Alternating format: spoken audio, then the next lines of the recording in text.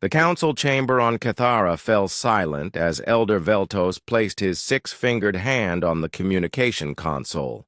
Around the circular room, the other Vallani leaders watched with worried expressions. Their pale blue skin seemed even lighter, under the emergency lighting that had been running for 3 months straight. "Are we really going to do this?" asked researcher Kira Null, her voice shaking. She was younger than most of the council members, but her knowledge of galactic communications made her opinion important. Sending a signal across the entire galaxy could bring anything to our world. Veltos looked at the holographic display floating above the table. It showed their star system with angry red dots marking where the Devourers had already struck. 7 colonies were gone, completely gone, not destroyed, consumed. Every building, every tree, every living thing had been absorbed into the growing mass of the enemy fleet. "What choice do we have?" Veltos said quietly. "Our defense fleet cannot stop them.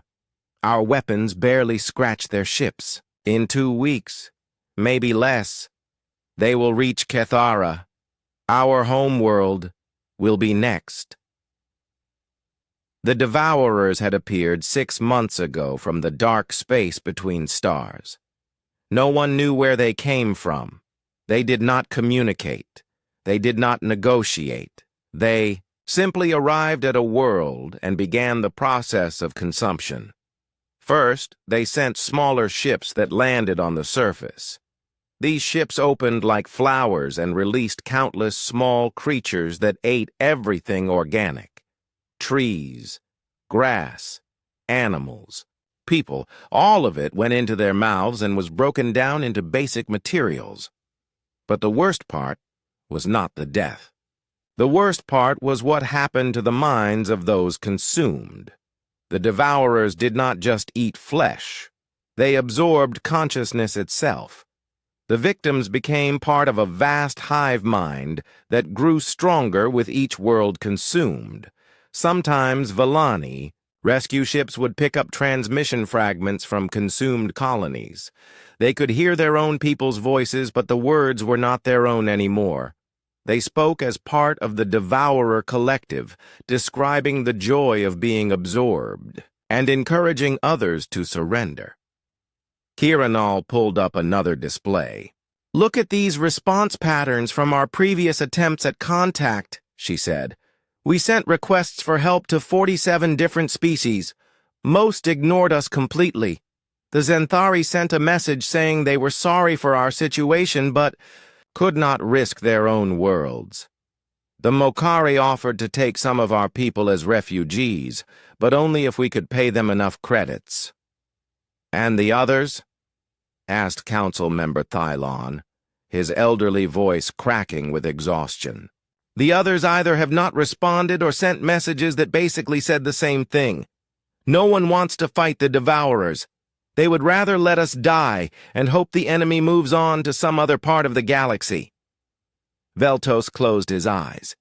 The Vallani had been a peaceful species for over 1,000 years. They had given up warfare when they developed space travel, choosing instead to focus on art, science, and philosophy. Their cities were beautiful places full of gardens and libraries. Their people lived long, quiet lives devoted to learning and creation. The idea of violence was so foreign to them that they had to hire mercenaries from other species just to have basic security forces. This peaceful nature had served them well in diplomacy. Other species trusted the Vallani because they knew the blue-skinned people would never try to conquer or deceive them. But now, when they needed warriors, their reputation for peace worked against them. No one believed the gentle Vallani were worth risking a war with the Devourers. "There is one more option," Kiranal said slowly. "The emergency broadcast protocol. Instead of sending targeted messages to specific species, we could send out a general distress call on all frequencies. Every ship, every station, every planet, with a receiver would hear it." "That is forbidden," said Thylon immediately. The emergency broadcast protocol is only supposed to be used for threats to the entire galaxy. Using it for a local problem could bring severe punishment from the Galactic Council. What council? Veltos laughed bitterly. Half the council members are from species that have already ignored our calls for help. The other half are too far, away to care. Besides, if we are all consumed by the Devourers, what punishment can they give us? Kiranal hesitated, then spoke again. There is another risk. The emergency protocol reaches everyone, including species in the unknown regions. We could attract attention from groups that are worse than the Devourers, pirates, slavers, or worse, things that we have never heard of. The council chamber fell quiet again. Through the large windows, they could see the night sky of Cathara. Somewhere out there, moving closer each day, was a fleet of living ships that would strip their world, bare and add their consciousness to a growing collective of the consumed. The Devourers had never been stopped. Every species that had tried to fight them had either been destroyed or had fled to other parts of the galaxy. I have made my decision, Veltos said finally. Prepare the emergency broadcast. We will send it on all frequencies and include everything we know about the Devourers. If some unknown species receives our call and decides to enslave us instead of help us, at least we will still be alive and individual. That is better than becoming part of the Devourer hive mind. Kiranal nodded slowly and began working at her console. Her fingers moved quickly across the holographic controls as she composed the message. The other council members watched in silence as their last hope was prepared for transmission. Message ready, Kiranal announced. Should I include our location? Coordinates? Yes, Veltos said. If we are asking for help, we must trust someone enough to let them find us. Transmitting now, Kiranal said. She pressed a final control, and the chamber filled with a low humming sound. High above their heads, the planet's most powerful communication array began sending their desperate message toward every corner of the galaxy. The message was simple. It explained who the Villani were, described the threat they faced, and begged for military assistance. It included tactical data about Devourer ships and behavior patterns. Most importantly, it made clear that this was not just about saving one species. The Devourers would not stop with the Villani. They would keep consuming until they had eaten everything in the galaxy. As the transmission ended, Veltos felt a strange mix of relief and terror. They had done everything they could. Now they could only wait and see who, if anyone, would answer their call. How long before we get responses? Asked Thylon. That depends on where the receivers are, Kiranal replied. Close systems might respond within hours, the furthest reaches of the galaxy. It could take weeks for the signal to arrive, and weeks more for any response to reach us. We do not have weeks, Veltos said quietly. We have days. Outside the windows, the stars looked the same as always. Beautiful, distant, and completely uncaring about the fate of one small blue world. But somewhere among those stars, their message was racing through space at the speed of light, carrying their last hope to unknown listeners. The Villani had no way of knowing that their desperate call had just reached the communication arrays of a species that had never heard of the Devourers. A species from a world so dangerous that simply surviving there had turned them into something that the peaceful galaxy was not prepared to understand. The humans had received their message. Captain Do-Yun Kim stood on the bridge of the Indomitable, watching the blue-green world of Cathara grow larger on the main screen. The journey from Earth had taken 3 weeks at maximum speed, and his crew was ready for whatever they might find. The alien distress signal had been unlike anything in Earth's databases, desperate, detailed, and completely honest about the threat they faced. "Initial scans complete, Captain," reported Lieutenant Jiho Park from the tactical station. "I'm reading one large population center on the main continent.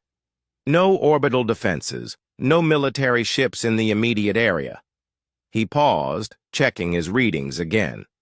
"Sir, their technology seems fairly advanced, but I'm not seeing any weapon systems." Dr. Mina Seo looked up from her xenobiology station. "That matches what we learned from their transmission.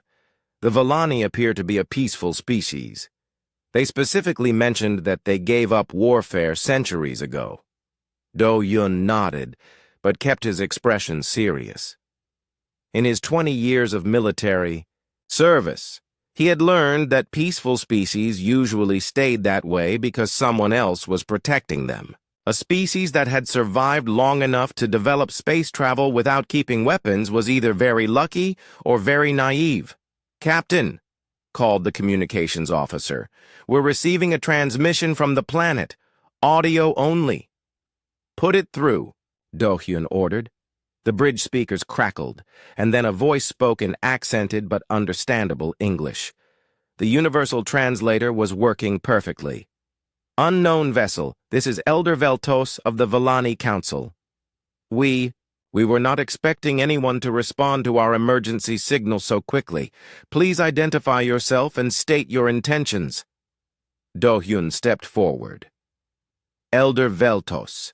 This is Captain Do-Hyun Kim of the Earth vessel Indomitable. We received your distress call about the Devourer threat. We're here to provide military assistance." There was a long pause. When Veltos spoke again, his voice sounded confused. "Earth, we have no record of your species in our databases. Where is your homeworld located?" "We're from the Orion Arm, approximately 26,000 light-years from Galactic Center," Do-Hyun replied. "We're relatively new to interstellar travel." Another pause, this one even longer. "Captain Kim, did you say military assistance? We were hoping for evacuation help or perhaps a diplomatic solution. We do not wish to bring violence to our world." Dr. Seo moved closer to the captain and spoke quietly. "Sir, I think there's been a misunderstanding. From their cultural data, the Vallani seem to view any form of military action as inherently evil. They might not understand that we're here to help them." Do-Hyun frowned. He had read the alien transmission carefully during the journey. It clearly described a hostile force that consumed entire worlds. How could anyone think diplomacy would work against something like that? "Elder Veltos," he said carefully, "your message described an enemy that absorbs consciousness and consumes all organic matter. You said they don't communicate or negotiate. What kind of diplomatic solution do you think is possible?" We had hoped that perhaps your species might be able to reason with them, or maybe you could help us relocate our population to a safer world.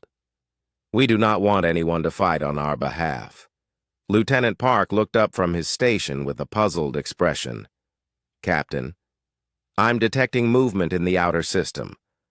Large objects approaching from the direction of the fourth planet." Do-Hyun turned to the main screen as Park transferred his sensor data. The display showed dozens of massive shapes moving toward Cathara. They were not ships in any conventional sense. They looked more like enormous living creatures with thick, organic hulls covered in what might have been mouths or sensor organs. "Those are Devourer ships," Dr. Seo said, studying the readings. "They match the descriptions from the Vallani transmission perfectly." "How long until they reach the planet?" Do-Hyun asked. "At their current speed, approximately 18 hours, Park replied. Do-Hyun activated the communication system again. "Elder Veltos, the Devourer fleet has entered your system. We need to discuss defensive preparations immediately. Defensive preparations? Veltos sounded horrified. Captain Kim, you cannot fight them here. Our world has no military infrastructure. Our people have never experienced warfare. The psychological trauma alone could destroy our civilization. Your civilization will definitely be destroyed if we— Don't fight them, Do-hyun said, struggling to keep his voice calm. These creatures are going to consume your entire planet. Everyone will die. We understand the situation, another voice interrupted. This one was younger and female. This is researcher Kiranal. Captain Kim, we appreciate that you came to help us, but we cannot allow our world to become a battlefield. We would rather evacuate our population than bring violence to Kethara. Dr. Seo shook her head.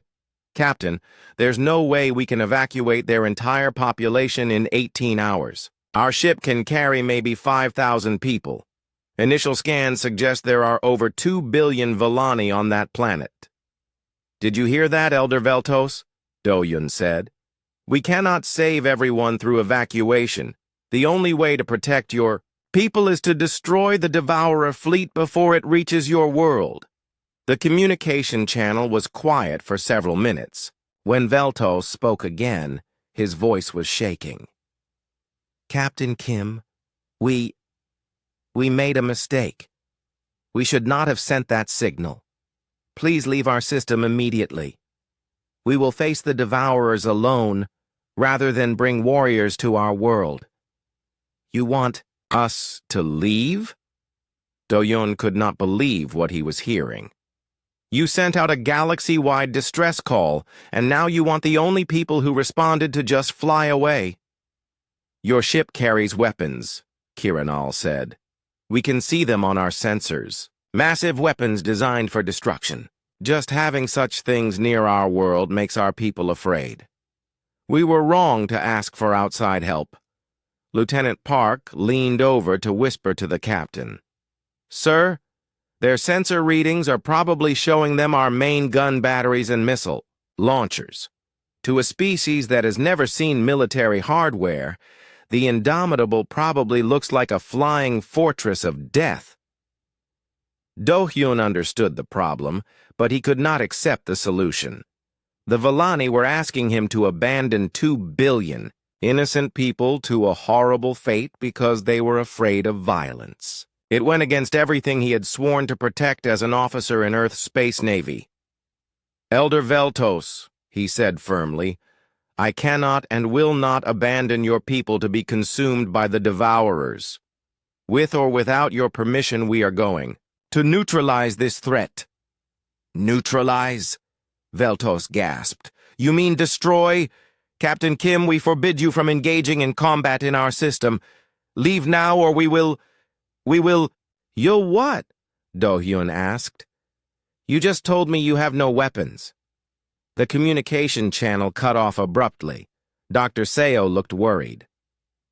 Captain, we might have just made first contact with an alien species and it's already gone completely wrong.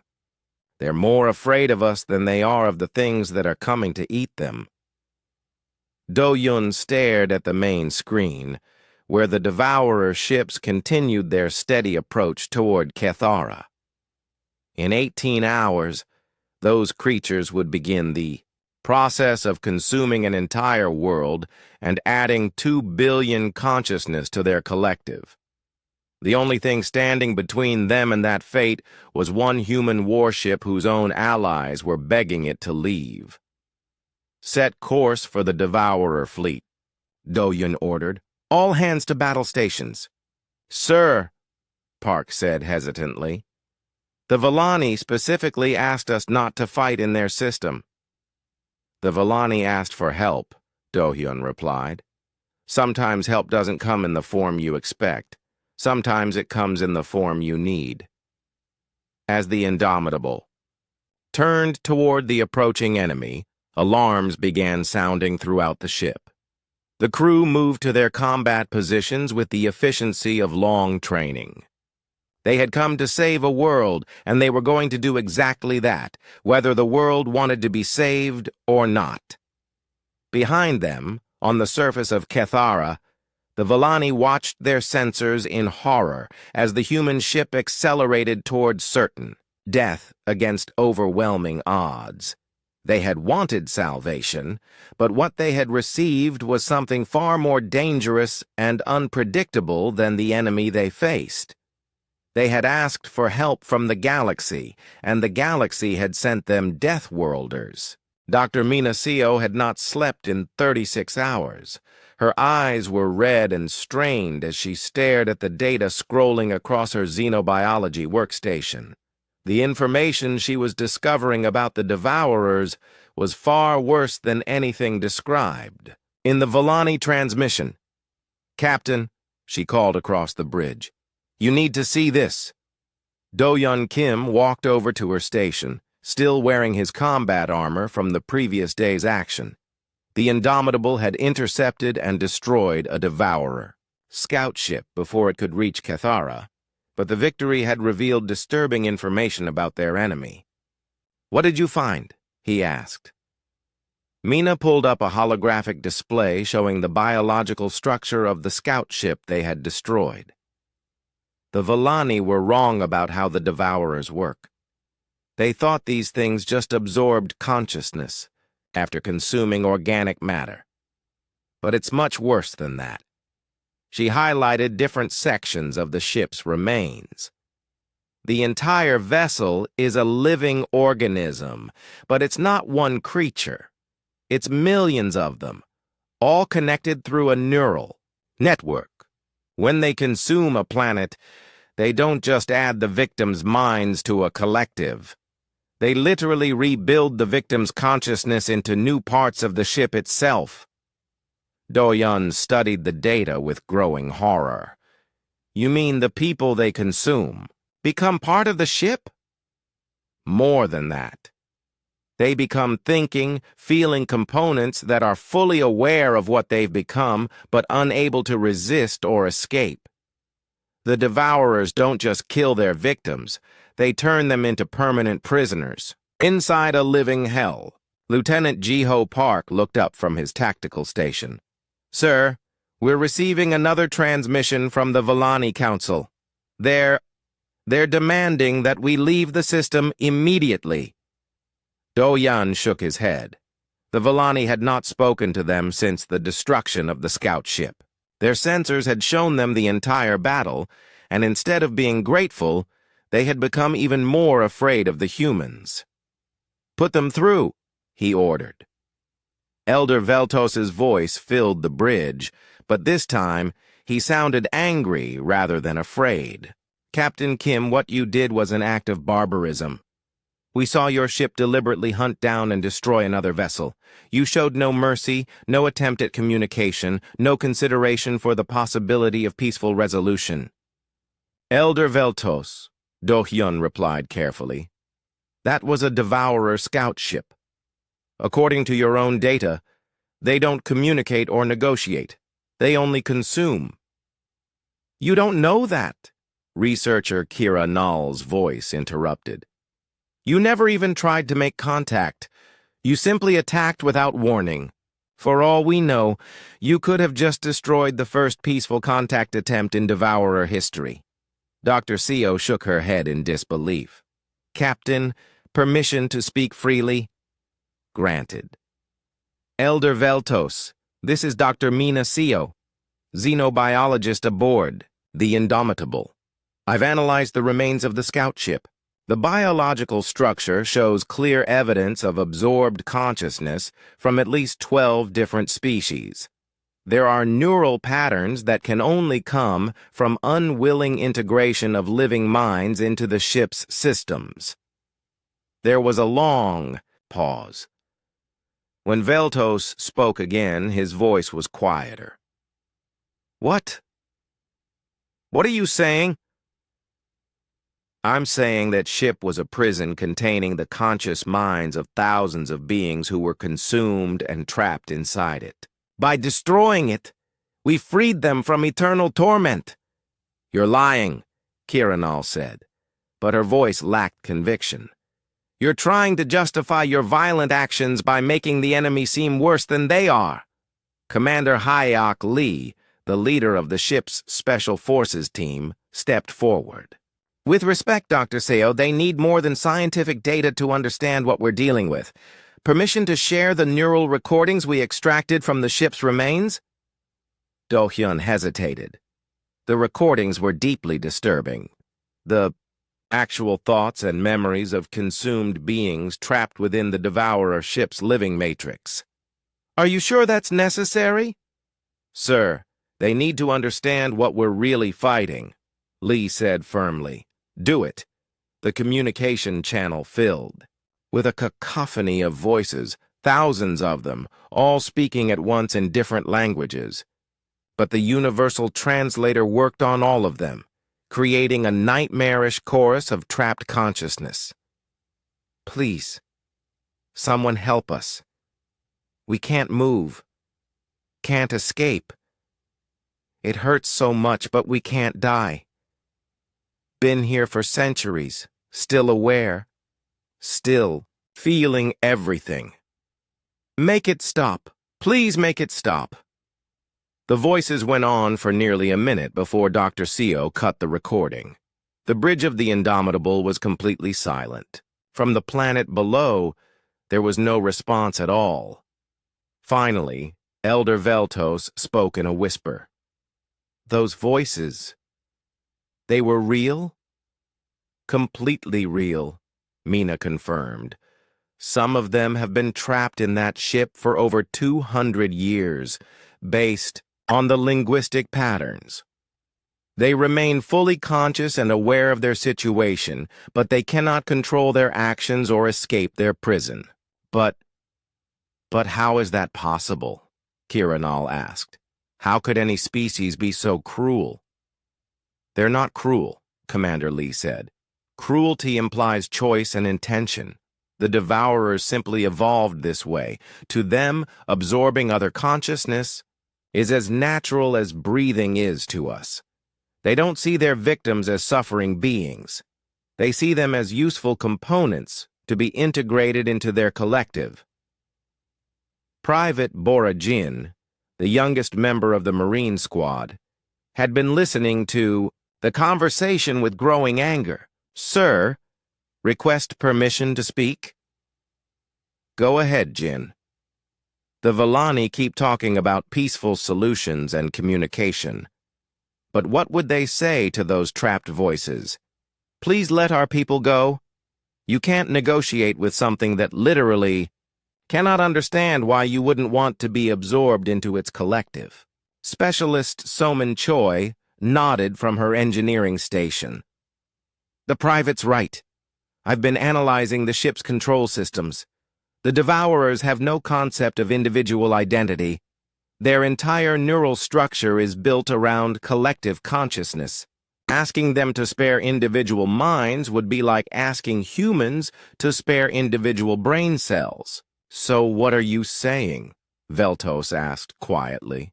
Captain Kim stepped forward. We're saying that the only way to save your people is to destroy the Devourer fleet completely.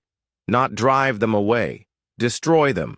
Because if we don't, they'll come back eventually, and they'll bring reinforcements. But destruction means violence, Kiranal protested. It means becoming like them. No, Commander Lee said firmly. It means being willing to fight to protect innocent life. There's a difference between violence for conquest and violence for protection, Engineer Tae-hyun. Oh looked up from his workstation. Captain, I'm detecting multiple contacts at the edge of the system. The main Devourer fleet is arriving ahead of schedule. The main screen shifted to show the sensor readings. Dozens of massive bioships were emerging from hyperspace, each one larger than the scout ship they had destroyed. The fleet was enormous, far larger than anything the Villani had described in their initial transmission. How many ships? Do-hyun asked. At least 60 confirmed contacts, sir. More still arriving. And, Captain, some of these ships are massive. The largest one is showing nearly 10 kilometers in length. Dr. Seo studied the incoming fleet with her biological sensors. The neural activity readings are off the charts. Each of those ships contains millions of absorbed consciousness. If they reach Cathara, 2 billion more people get added to their collection, Do-Hyun finished grimly. From the planet below, Elder Veltos spoke in a shaking voice. Captain Kim, there are so many of them. How can one ship possibly fight such a fleet? Elder, we're not just one ship, Do-Hyun replied. We're humans. We come from a world where everything is trying to kill us, and we've spent our entire evolutionary history learning how to fight back and win. The Devourers might have consumed 100 peaceful species, but they've never faced Deathworlders before. Deathworlders? Kiranal asked. Species that evolved on worlds so dangerous that simply surviving required becoming predators, Dr. Seo explained. Earth is a Class 12 death world, the most hostile category in the galactic classification system. All hands, this is the captain, Do-Hyun announced over the ship's communication system. Battle stations.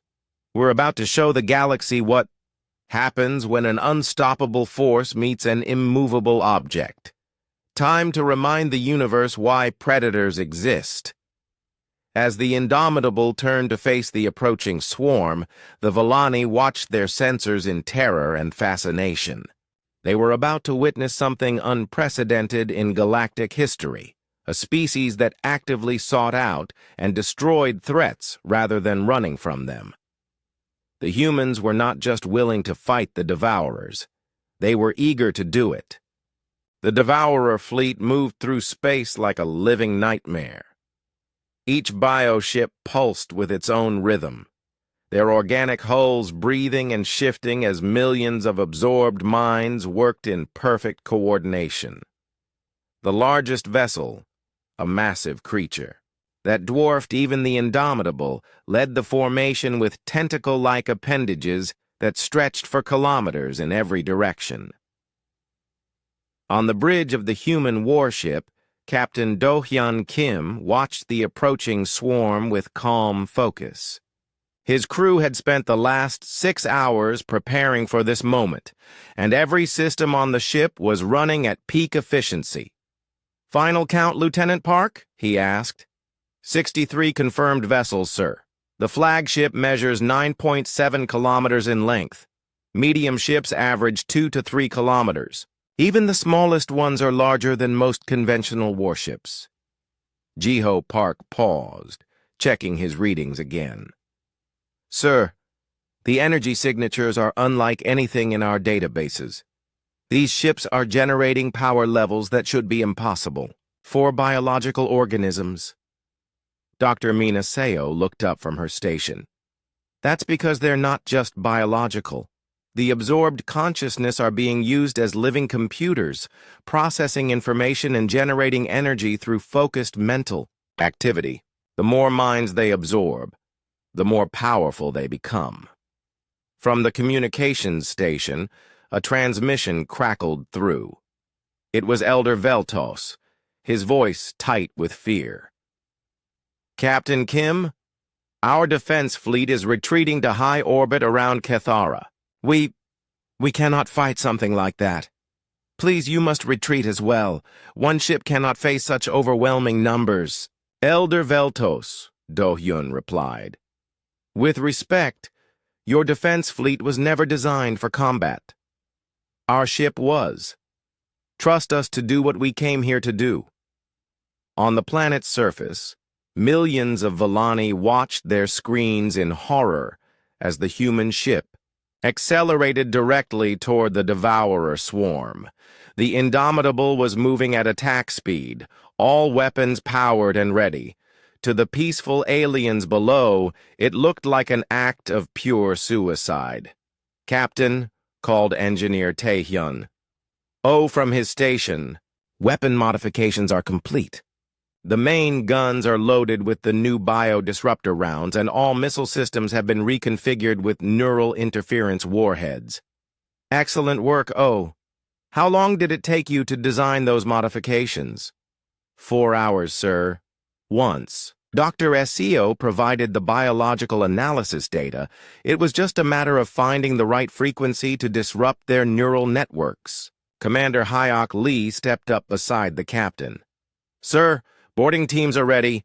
All Marines are equipped with neural shielding and biohazard gear. We're prepared to take any ship you can get us close to.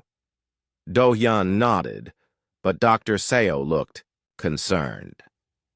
Commander, boarding a Devourer ship could be extremely dangerous. Those vessels are essentially giant living organisms filled with hostile absorbed consciousness. Doctor, my people have trained for hostile environment operations on dozens of different world types. We've fought in poisonous atmospheres, underwater colonies, and zero-gravity asteroid bases. A living ship full of angry ghosts is just another Tuesday for us. Pilot Yunha Nam's voice came over the intercom from the fighter bay. Captain, all fighters are prepped and ready for launch. 12 craft with full bioweapon loadouts. Thank you, Nam. Launch when we engage the enemy. The Devourer fleet had spread into an attack formation, with the smaller ships moving to surround the lone human vessel.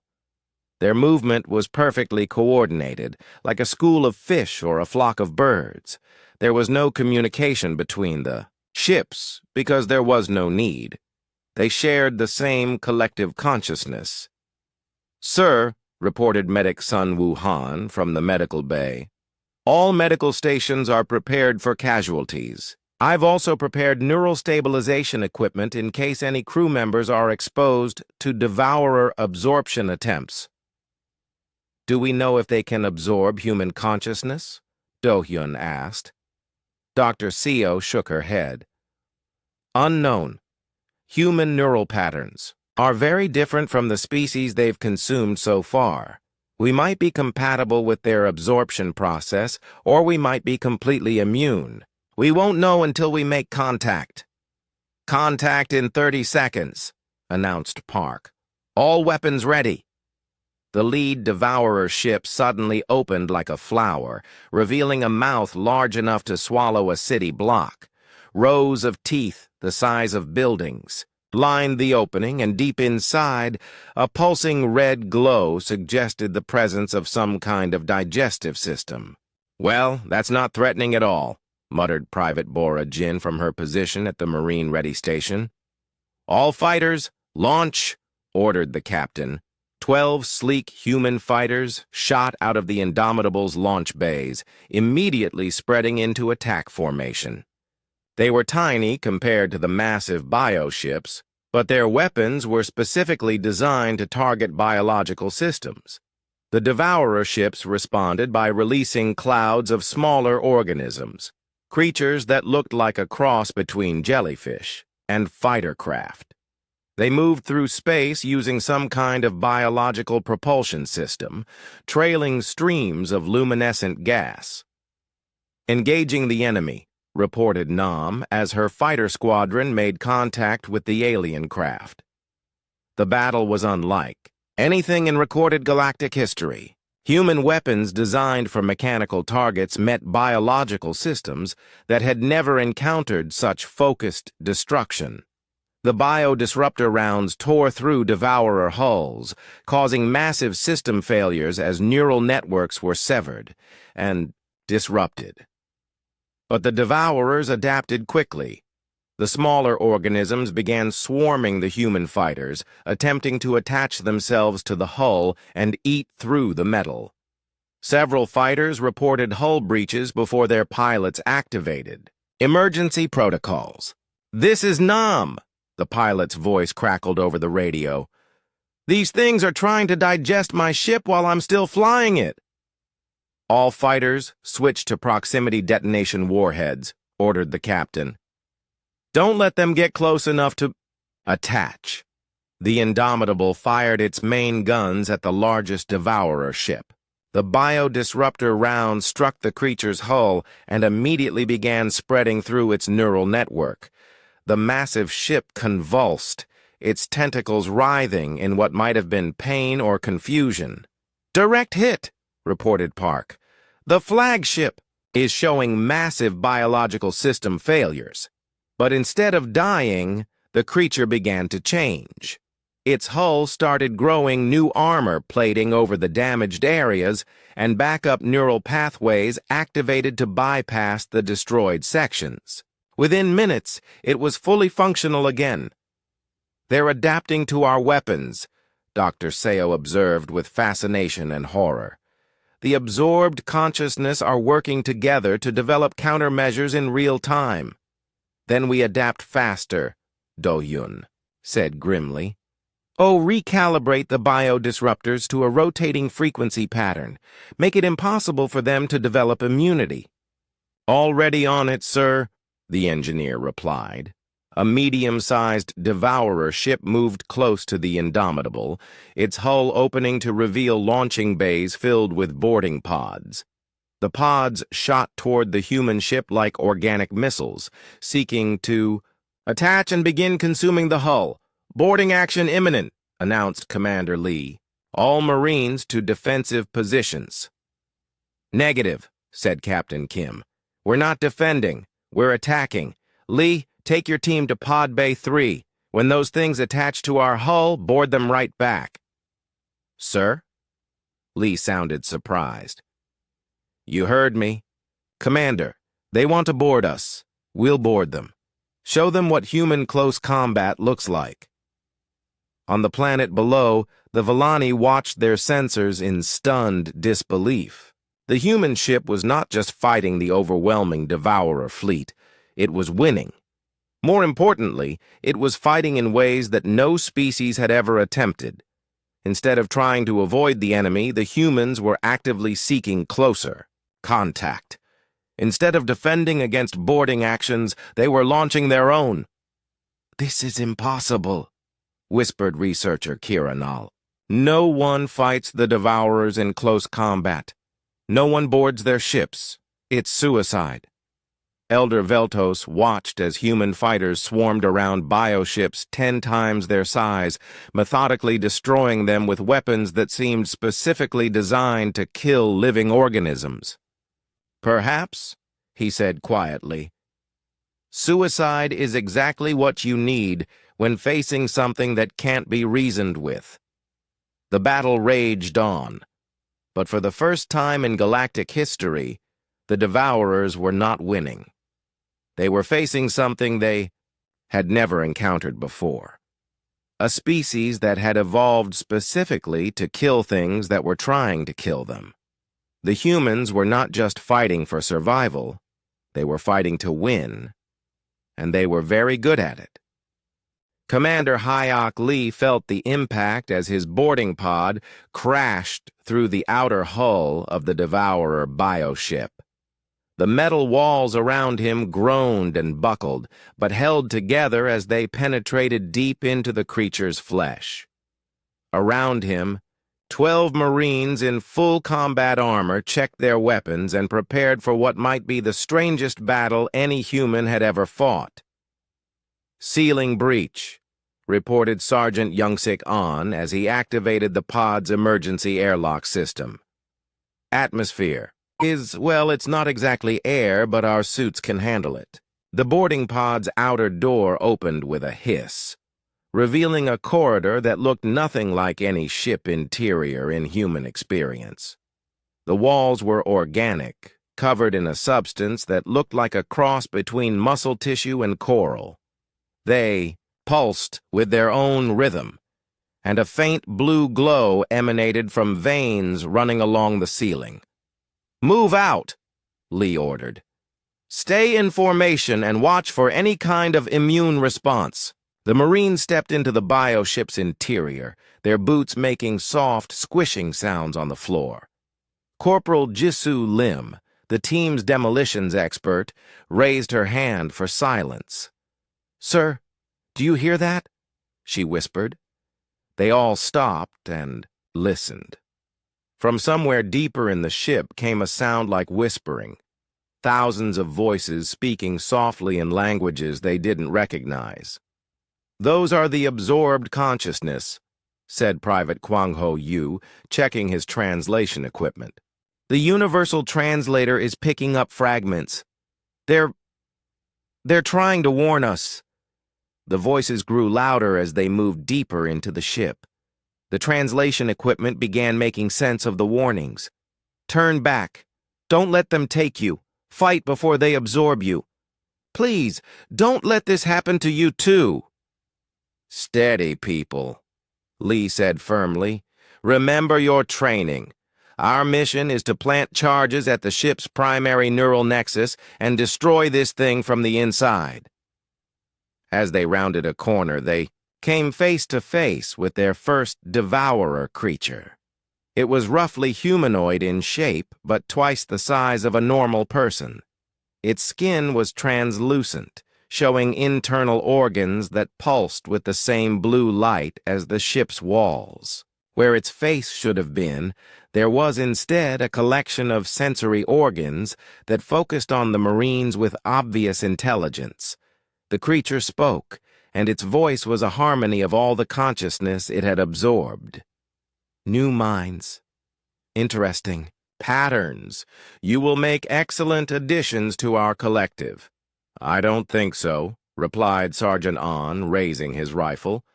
"We prefer to stay individual. Thanks." The creature moved with surprising speed, launching itself at the Marines. But it had never faced opponents who had evolved from persistence hunters and pack predators. The humans scattered in perfect coordination, each Marine moving to support the others while maintaining overlapping fields of fire. Ahn's bio-disruptor rounds tore through the creature's chest, causing it to convulse and collapse. But even as it died, its absorbed consciousness continued speaking. "Why do you fight us? We offer unity. We offer peace. Join us willingly and avoid the pain." "Because unity without choice isn't unity," Lee replied, stepping over the fallen creature. "It's slavery." They continued deeper into the ship, encountering more devourer creatures as they went. Each battle revealed something new about human combat doctrine that the absorbed consciousness had never seen before. The humans fought as a unit, but each maintained individual initiative. They adapted their tactics in real time based on what they learned from each encounter. "This is fascinating," observed one absorbed consciousness, as the Marines fought their way through a group of devourer defenders. "They coordinate like a collective, but each retains individual thought patterns. How is this possible?" "Practice," grunted Corporal Lim as she set explosive charges on a neural cluster. "Lots and lots of practice." Meanwhile, on the bridge of the Indomitable, Captain Kim watched the battle unfold on multiple fronts. His fighters were systematically destroying the smaller devourer organisms, while his ship's main guns had disabled 3 medium-sized bioships. "Captain," reported Dr. Seo, "I'm reading something unusual from the devourer flagship. Their neural activity patterns are changing." "How so?" "They're confused. The collective consciousness is having trouble processing what they're seeing. No species has ever fought them this way before. They don't have behavioral models for opponents who actively seek close combat." Lieutenant Park looked up from his tactical station. "Sir, the devourer ships are beginning to fall back. They're moving into a defensive formation around their flagship." "They're retreating?" Kim asked with surprise. "It appears so, sir, but Captain, I've never heard of the Devourers retreating from anything." On the planet below, the Volani watched their sensors in complete disbelief. Elder Veltos stared at the tactical display, showing the Devourer fleet pulling back from the lone human ship. "This is impossible," whispered researcher Kiranal. "The Devourers have consumed hundreds of worlds. They've never shown fear before." "Perhaps," said Veltos slowly, "they've never encountered anything that fought back effectively." Inside the Devourer bioship, Commander Lee's team had reached the primary neural nexus, a massive chamber filled with pulsing organic computers made from absorbed consciousness. The walls were lined with what looked like brain tissue, and streams of neural fluid flowed through transparent tubes overhead. "This is the ship's central processing center," Lee announced. "Lim, set your charges here." As the demolitions expert began placing explosives, the chamber filled with voices. Thousands of absorbed consciousness spoke at once, creating a cacophony of sound that would have driven most species insane. But humans had evolved to filter multiple sound sources and focus on specific threats. "Why do you destroy us?" the voices asked. "We are eternal. We are peace. We are unity." "You're parasites," replied Private Yu firmly. "You consume other people's consciousness without their consent. That's not unity. That's murder." "We do not murder.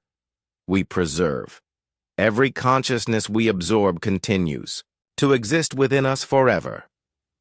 "As prisoners," Sergeant An said, arming his rifle. "As slaves to your collective will. You do not understand. Individual consciousness is chaos. Collective consciousness is order. Individual consciousness is freedom," Lee corrected. "And freedom is worth fighting for." The explosive charges detonated simultaneously, sending neural fluid spraying across the chamber. The bioship convulsed as its central processing system collapsed, and the absorbed consciousness cried out in what might have been pain or relief. "This is Lee," the commander reported over his communication device. "Primary nexus destroyed. The ship is going down." "Excellent work, Commander," came Captain Kim's voice. "Extraction pods are on the way." As the Marines fought their way back to their extraction point, they noticed something strange. The absorbed consciousness were not trying to stop them anymore. Instead, they seemed to be helping, providing directions and warnings about structural damage. "Thank you," whispered one voice as they passed. "Thank you for freeing us." Back on, the indomitable Engineer Tae-hyun-oh was making modifications to the ship's weapons based on what they had learned from the boarding action. "Captain, if we can get close enough to the other bioships, we can target their neural centers directly. The Marines proved that disrupting the central processing systems causes complete ship failure." "How close do we need to get?" Kim asked. "Close. Enough for accurate targeting of specific internal structures. Maybe 200 meters. 200 meters? Lieutenant Park sounded shocked. "Sir, that's practically ramming distance." "Then we ram them," Kim said simply. "All fighters return to base. We're going to show these things what close-quarters combat really means." Pilot Nam's voice came over the communication system. "Captain, are you sure about this? Fighting at that range means they can use their boarding organisms against us." "Let them try," Kim replied. "We've got Marines." As the Indomitable accelerated toward the Devourer fleet, the bioships tried to maintain distance. For the first time in their existence, the Devourers were afraid of close combat. They had encountered a species that not only survived their absorption attempts, but actively sought out the most dangerous possible engagement range. The humans were not just deathworlders, they were predators who had turned warfare into an art form, and they were about to teach the galaxy what that really meant. Dr. Gisok Wu had been working in the medical bay for 18 straight hours, but he couldn't stop now. Not when he was on the verge of the most important discovery in human history: the neural tissue samples recovered from the destroyed Devourer. Bioship lay under his microscope, still pulsing with faint electrical activity even after being separated from the main organism. "Captain," he called over the intercom, "you need to get down here immediately. What I'm seeing changes everything." 5 minutes later, Captain Do-hyun Kim entered the medical bay with Dr. Mina Seo and Captain Minji Bayek, the ship's intelligence officer. The room was filled with monitoring equipment connected to various biological samples from the Devourer ship. "What have you found, Doctor?" Kim asked. Wu gestured to a holographic display showing neural activity patterns. "When the Devourers tried to absorb consciousness from our boarding team, something unprecedented happened. Instead of the human minds being integrated into their collective, the reverse occurred." "What do you mean?" SEO asked, studying the readouts. "Human consciousness is incompatible with the Devourer hive mind. Our neural patterns are too aggressive, too individualistic. When they try to absorb us, our thoughts begin corrupting their collective instead of joining it." Captain Bayek leaned forward with interest. "Corrupting how?" "Watch this," Wu said, activating a recording from Commander Lee's boarding action. The display showed the moment when a Devourer creature attempted to absorb Sergeant On's consciousness. On the screen, they could see the creature's neural patterns shifting as it made contact with the human's mind. Instead of the usual smooth integration they saw with other species, the Devourer's thoughts became chaotic and fragmented. The human thought patterns introduce concepts that the hive mind cannot process, Wu explained. Individual will, personal, identity, the desire for freedom. These ideas spread through their neural network like a virus. "Are you saying we're literally infectious to them?" Kim asked. "More than that, we're toxic. Human consciousness contains elements that are fundamentally destructive to collective thinking. When a Devourer absorbs a human mind, it doesn't gain a new component. It gains a rebellion." Dr. Seo stared at the data with growing excitement. "This explains why they've started retreating from close combat. They're not just afraid of our weapons, they're afraid of our thoughts." "But there's more," Wu continued, pulling up another display. "I've been monitoring the neural activity in these tissue samples. Even after being separated from the main organism, they're still experiencing the effects of human consciousness contamination." The display showed chaotic neural patterns that pulsed and writhed like living things. Among the chaos, they could hear faint voices, not the usual harmonious collective of absorbed consciousness, but individual voices arguing and demanding freedom. "The contamination is spreading through the entire network," Wu said. "Every Devourer ship that encountered our boarding teams is now infected with human-style individual thought patterns. They're experiencing something they've never had before: internal conflict." Captain Bayek smiled grimly. "How do we weaponize this?" "That's what I've been working on," Wu replied. "If we can concentrate human neural patterns and transmit them directly into the Devourer network, we might be able to cause a complete collapse of their collective consciousness." On the bridge, Sergeant Donghae Jung was putting the finishing touches on his psychological warfare equipment. As a specialist in enemy morale disruption, he had been tasked with developing ways to exploit the Devourer's new vulnerability to human thought patterns. "Captain," he reported over the intercom, "the neural transmission array is ready. We can broadcast concentrated human consciousness directly at enemy vessels." "What exactly are you broadcasting?" Kim asked. "Everything. That makes us human, sir. Memories of individual achievement, personal relationships, the desire for freedom, anger at injustice. All the thoughts that the collective cannot process without fragmenting. Lieutenant Park looked up from his tactical station. "Sir, the Devourer, fleet is moving again. But they're not advancing. They're pulling back even further." "They're afraid," Dr. Seo observed.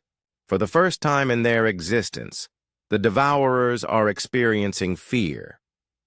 The largest Devourer bioship, the flagship that had led the invasion, was visibly struggling.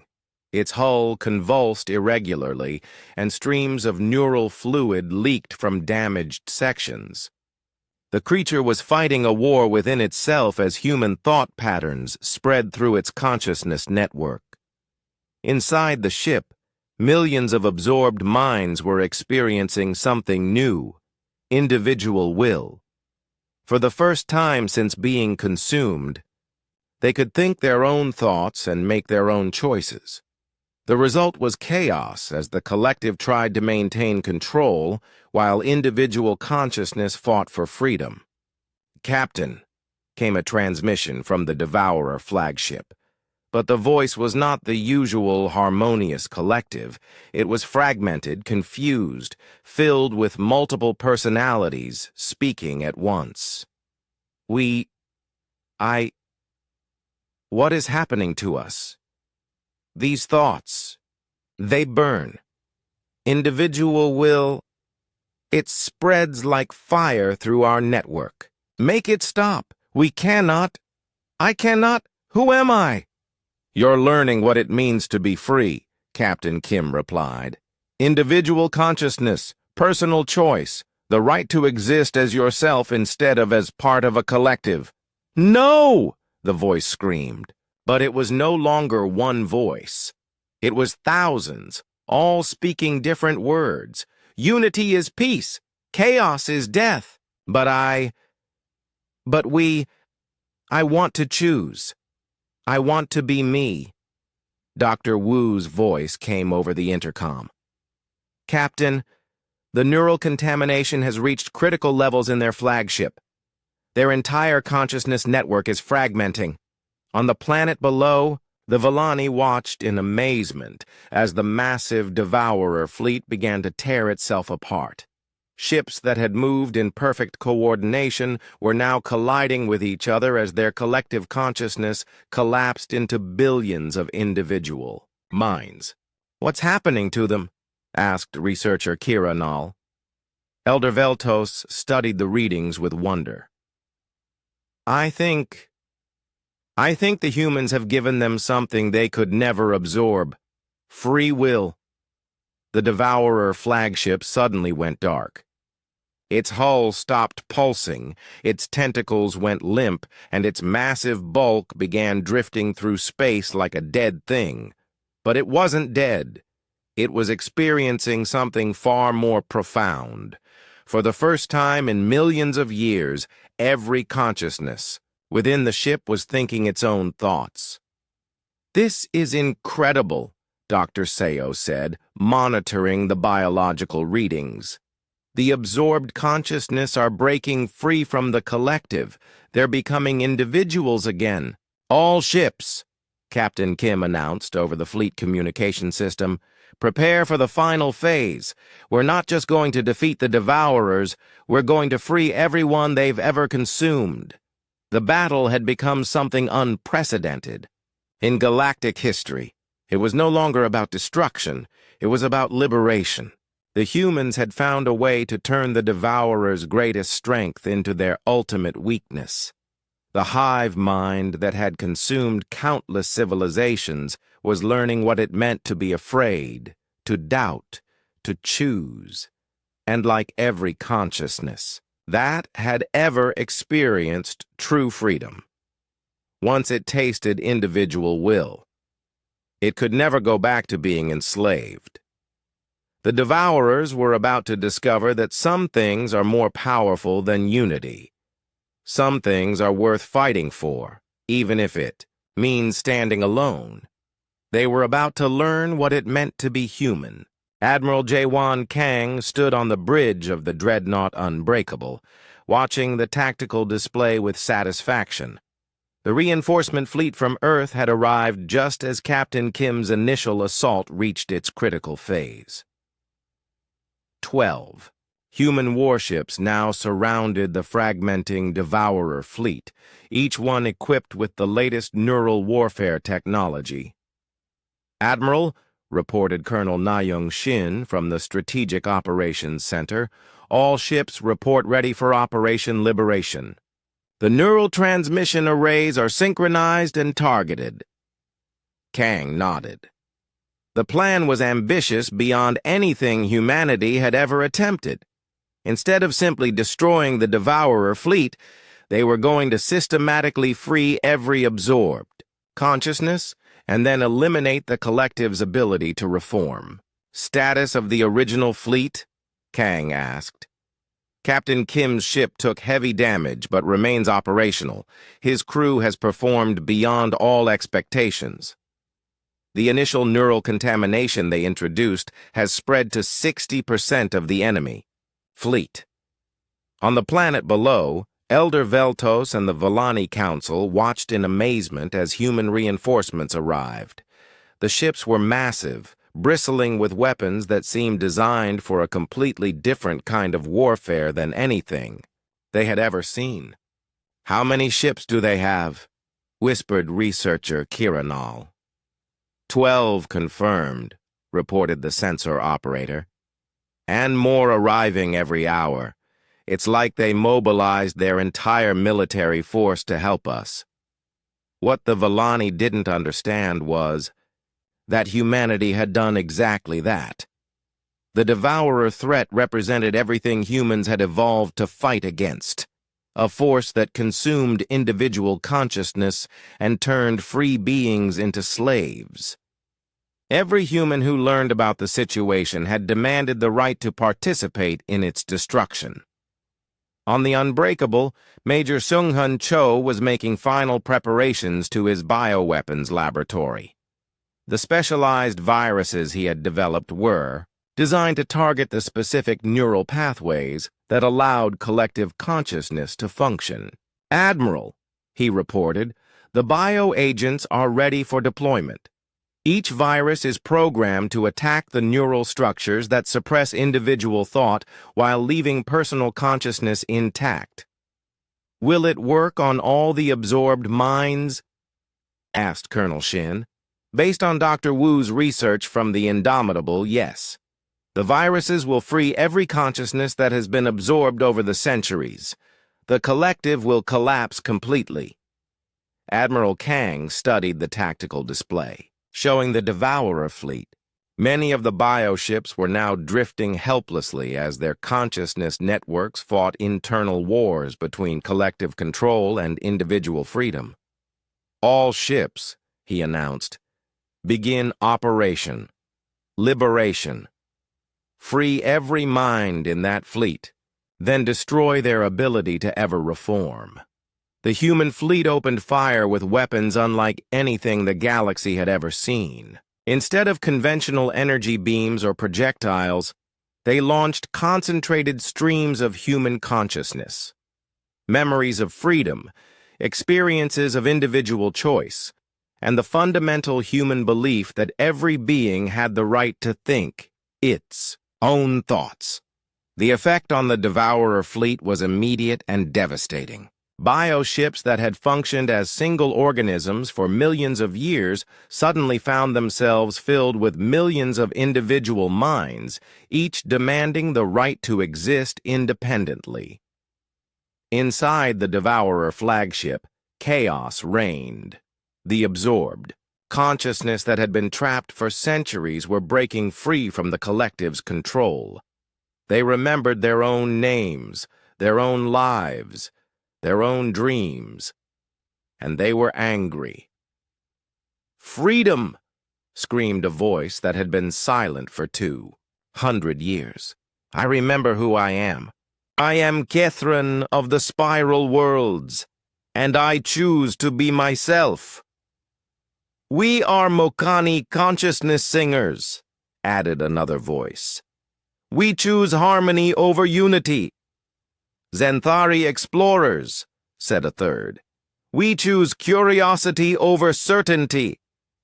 The collective mind tried desperately to reassert control, but human neural patterns had taught the absorbed consciousness something crucial: the knowledge that they could resist. Once free beings learned they had a choice, no force in the universe could make them willingly surrender that choice again. Major Cho's bioweapons found their targets throughout the fleet. The specialized viruses attacked the neural pathways that suppressed individual thought, physically severing the connections that maintained collective control. Within hours, millions of minds that had been enslaved for centuries were thinking their own thoughts for the first time since their absorption. "Admiral," reported the communications officer, "we're receiving transmissions from inside the Devourer ships. Thousands of them." "Put them through." The bridge filled with voices speaking in dozens of different languages, all translated by the Universal Communication System. They were voices of gratitude, of joy, of beings experiencing freedom after centuries of mental slavery. "Thank you, humans of Earth. You have given us back ourselves.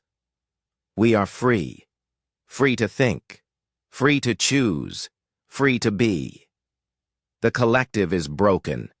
Individual consciousness prevails. But not all the voices were grateful. Some of the absorbed consciousness had been part of the collective for so long that freedom terrified them. They begged to be returned to the safety of unified thought, unable to cope with the responsibility of individual choice. "Please," one voice pleaded, "make the chaos stop. Unity is peace. Choice is suffering." "Then choose unity," Admiral Kang replied firmly. "But choose it freely, not because you're forced to accept it."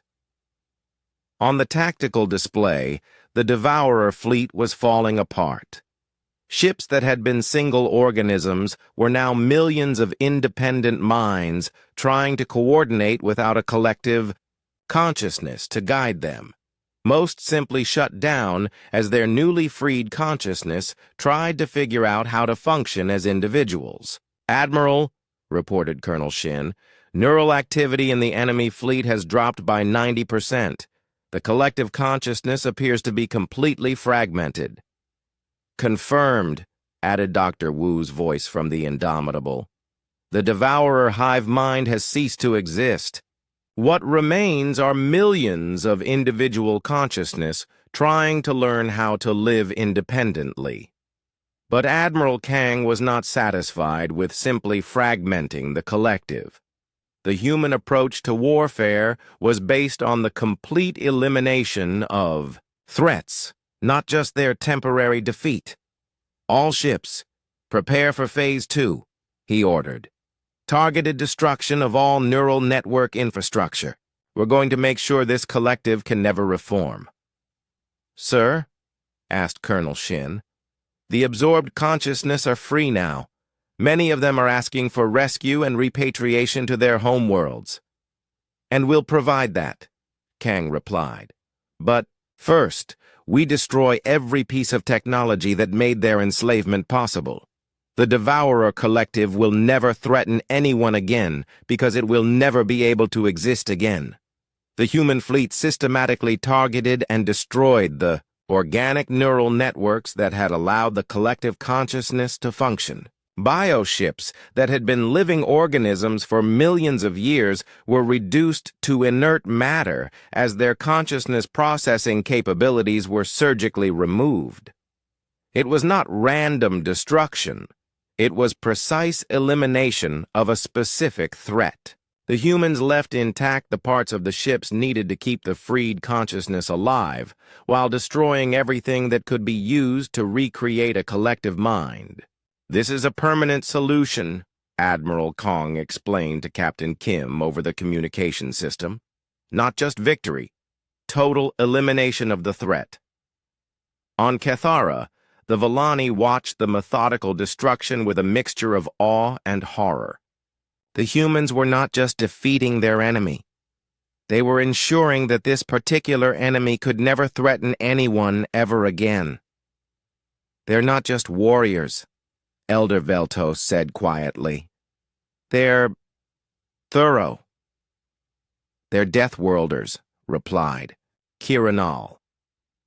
"When something threatens them or those they protect, they don't just fight it off, they eliminate it completely."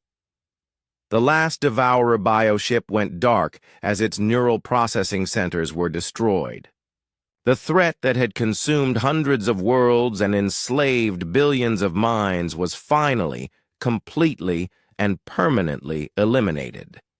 But the humans were not finished yet. Now came the most important part: helping millions of freed consciousness learn how to live as individuals again after centuries of forced unity. 3 months after the Battle of Kethara, Ambassador Yejin Ryu stood in the newly constructed human diplomatic station orbiting the Vallani homeworld.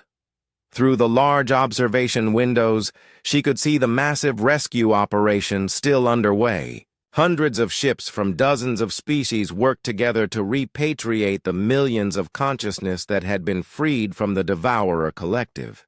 "The final count is remarkable," reported Dr. Changmin Lee, the station's xenopsychologist. "We've identified consciousness from over 300 different species, some of which have been absorbed for more than 1,000 years. Ambassador," Ryu nodded, watching as a transport ship prepared to depart for the distant spiral worlds, carrying Kethran consciousness who had been trapped in the collective for 2 centuries. "How are they adapting to individual consciousness?" "Better than expected, but it varies significantly. The more recently absorbed minds are adapting quickly. They still remember what individual choice feels like, but those who were part of the collective for centuries—" Dr. Lee paused, checking his notes. "Many of them are struggling. They've forgotten how to make personal decisions. The liberation of the absorbed consciousness had presented humanity with an unexpected challenge. It was one thing to free enslaved minds from a collective. It was quite another to help them remember how to be individuals again. The Mokani consciousness singers have been particularly helpful," Dr. Lee continued.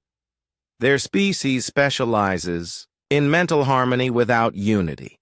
So they're teaching other freed minds how to maintain individual identity while still cooperating with others."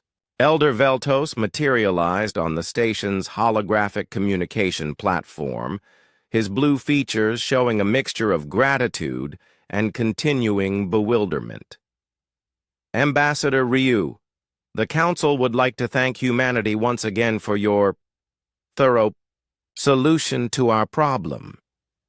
"You're welcome, Elder," Ryu replied diplomatically. "But I sense there's still something troubling you about our methods."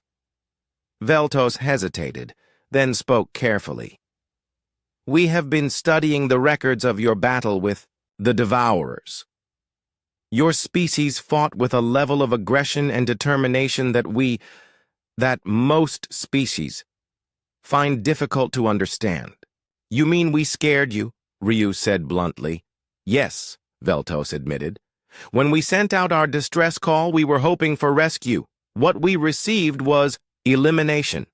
Complete, total, permanent elimination of our enemy." Ambassador Ryu walked to the window, looking out at the rescue ships. "Elder Veltos, can I ask you something? In the 3 months since we destroyed the Devourer fleet, how many other worlds have been attacked by them?" "None, of course. They no longer exist." "Exactly. If we had simply driven them away from your world, they would have regrouped and attacked someone else. Other species would have suffered the same fate as those we freed from the collective. By eliminating the threat completely, we saved not just Kethara, but every world the Devourers would have consumed in the future. But the cost in violence," Veltos began, "was far less than the cost of allowing them to continue," Ryu interrupted firmly. "Elder, We freed over 40 million consciousness from slavery. We prevented the consumption of countless worlds. Sometimes, the most compassionate action is also the most violent one. General Sang-Ho Kim, the military governor of the station, joined the conversation. Ambassador, we've received word from Earth Command. The Galactic Council wants to meet with human representatives. About what? Ryu asked. They want to discuss humanity's aggressive intervention policies and the precedent we've set by completely destroying another species. Veltos looked uncomfortable. The Council received many complaints from species who believe that humanity acted too hastily. Some argue that more diplomatic solutions should have been attempted. Diplomatic solutions? General Kim's voice carried a dangerous edge. Elder, we monitored your communications for months before we arrived. 67 different species received your distress calls. Not one of them offered military assistance. Not one of them even tried to negotiate with the Devourers. They were perfectly content to let your entire civilization be consumed as long as it wasn't their problem. But surely, Veltos started. No, but surely, Kim interrupted. The galaxy had centuries to find a diplomatic solution to the Devourer threat. Every species chose to ignore it and hope it would go away. When that strategy failed and you faced extinction, humanity was the only species willing to actually fight for you. Dr. Lee looked up from his psychological profiles. General, Ambassador, you should see this. I've been analyzing the records from the freed consciousness, and the pattern is consistent across multiple species and time periods. Every civilization that encountered the Devourers tried diplomatic contact first. Every single one. And, Ryu asked, and every single one was consumed anyway. The Devourers absorbed their diplomatic envoys and learned from their consciousness how to more effectively target and consume the rest of their species. Diplomacy didn't just fail, it made the problem worse. Ambassador Ryu turned back to Elder Veltos. Do you understand what this means? For centuries, the civilized approach to the Devourer threat was to try to reason with them. And for centuries, this approach resulted in the enslavement of billions of minds and the consumption of hundreds of worlds. But violence as a first resort, Veltos protested weakly. Was not our first resort, General Kim corrected. Our first resort was to offer you military assistance, which you rejected. Our second resort was to try to explain the threat to you, which you refused to accept. Violence was our third resort after diplomacy and education had failed. The difference, added Ambassador Ryu, is that when we resort to violence, we do it effectively. We don't just fight to achieve a temporary stalemate. We fight to permanently eliminate the threat. A new voice joined the conversation as Captain Do-Yoon Kim materialized on the communication platform. Elder Veltos, I've been working with the freed consciousness for 3 months now. Would you like to know what they think of our aggressive intervention policies? Yes, Veltos said uncertainly. They're grateful, not just for being freed, but for being freed permanently. They know that if we had simply driven the Devourers away, they would have been recaptured eventually. They know that the only reason they can think their own thoughts right now is because we were willing to do what no other species would do. Fight to win. Captain Kim paused, then continued. Elder, you keep talking about violence as if it's inherently evil. But violence in defense of others, violence to prevent greater suffering, violence to protect the innocent, that's not evil. That's necessary. Your species finds it very easy to justify violence, Veltos observed. Our species finds it very easy to recognize when violence is the only solution, Kim corrected. We come from a world where everything was trying to kill us. We learned early that sometimes you have to fight to survive, and if you're going to fight, you need to win decisively. Ambassador Ryu stepped forward. Elder Veltos, let me ask you directly. Are you grateful that we saved your world? Of course. Are you grateful that we freed 40 million enslaved consciousness? Yes. Are you grateful that we permanently eliminated a threat that could have consumed the entire galaxy? Yes, but... Then what exactly is your complaint? That we were too effective? That we solved the problem too completely? Veltos was quiet for a long moment.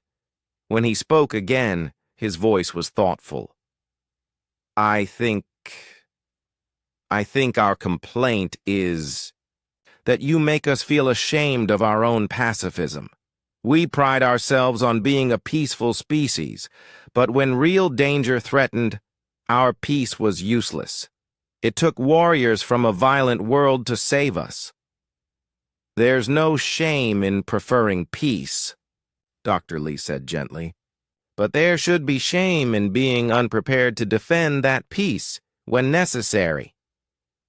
The galaxy is going to have to make a choice, added General Kim. Either learn to fight for yourselves or accept that sometimes deathworlders will fight for you. But don't ask us to fight halfway. Don't ask us to solve problems partially. When humanity goes to war, we go to war to win permanently. Ambassador Ryu looked out at the rescue ships again. Elder Veltos, 3 months ago your world was facing extinction. Today it's safe forever from the threat that terrorized it. Your people are alive, free, and able to continue their peaceful existence. From humanity's perspective, that's what victory looks like. And from the galaxy's perspective? Veltos asked. The galaxy is learning that there are species willing to fight for others even when those others are afraid of the fighting. The galaxy is learning that some problems require permanent solutions. Most importantly, the galaxy is learning that predators don't always hunt prey.